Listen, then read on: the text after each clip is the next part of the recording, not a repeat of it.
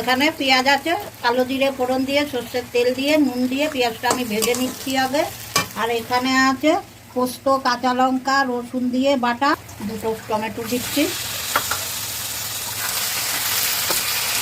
হলুদ দিচ্ছি, একটু আদা বাটা দিচ্ছি, পোস্ত বাটাটা দিয়ে দিচ্ছি। এবার এটা ভাজা ভাজা হবে।